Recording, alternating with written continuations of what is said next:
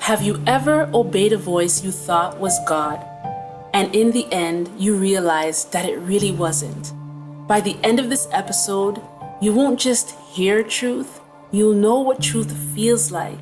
And once you know what truth feels like, you will never mistake it for a counterfeit again. Hey everyone, my name is Yandea, Dream Manifestation Specialist. Welcome to Not Every Voice is God.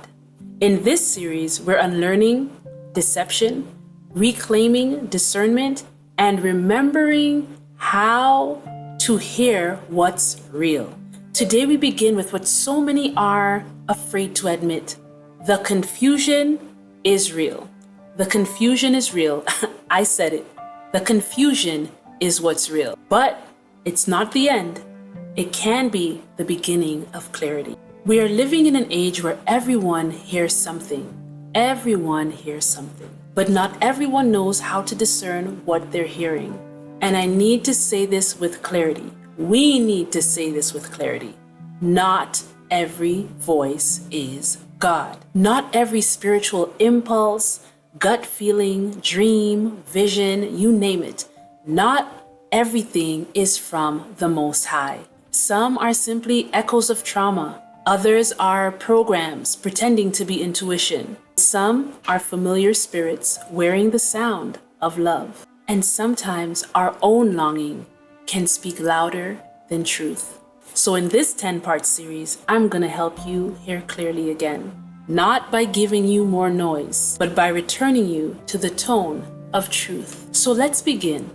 Why is it that so many people, even spiritual people, are overwhelmed and confused by what's real anymore? It's not because they don't hear. We know everyone is hearing something.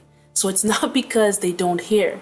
It's really because they've been taught that every voice is God. Here are the 3 roots of modern spiritual confusion. The first root is the normalization of every voice. We've entered a time where spiritual platforms reward performance and not purity. If someone says, "Spirit told me," we're not allowed to question. If it's channeled, poetic, emotional, or intense, it's assumed to be truth. But truth doesn't have to scream.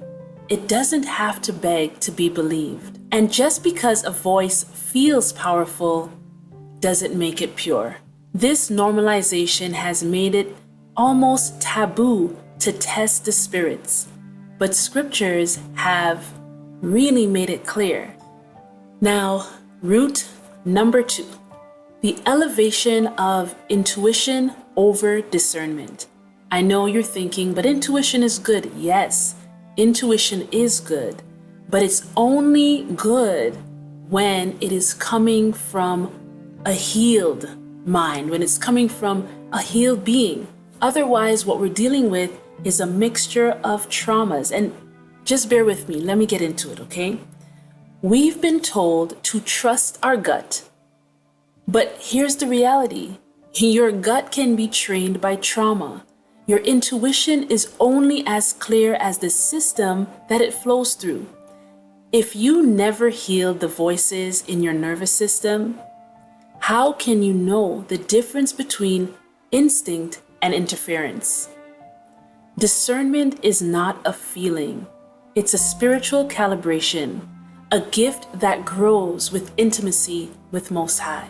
As your intimacy with God grows, so does your gift of discernment, and so does your intuition. And that's what we're going to restore. Root number 3. The spiritual market of mixed frequencies.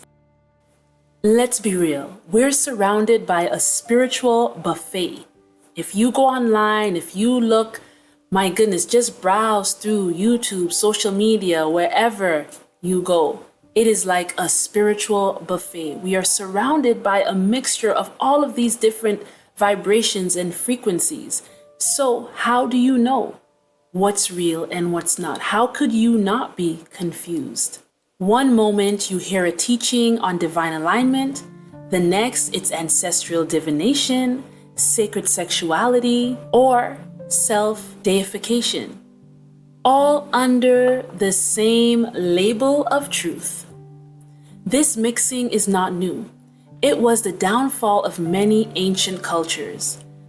But in this hour, it's being sold as love and liberation. And what I'm here to say is this: when you mix light and distortion, you don't get gray. What you get is confused. And confusion is not from God. So how do we return to clarity? First, we remember this: Most High does not hide the truth from those who seek with pure hearts. Always remember that, and that is the beginning of clarity. The voice of spirit is peaceful, steady, and restorative. It doesn't rush, it doesn't threaten, and it doesn't flatter. And when we are willing to unlearn the noise, we make space for that holy tone to become familiar again. So what can you do? Start by testing this one thing. When a voice rises within you, ask, does this voice know me? Does it love me? Does it carry presence or pressure? That one question will begin to separate the wheat from the weeds, or the wheat from the tares. And that's what this series is all about. Not more voices, but more stillness to hear the real one. You were not made to be confused. You were born with the ability to hear, know, and understand the breath, the voice of Most High. And by the end of this series, you will remember exactly how that breath feels and sounds. This is how you know. Thank you to everyone who has subscribed to my channel. Thank you for liking and sharing these videos. I always hope that they would be beneficial for you. Thank you also for leaving your comments below. I love reading your comments. Remember, it is my joy to help you manifest your dream life and highest self. See you again soon. Bye-bye.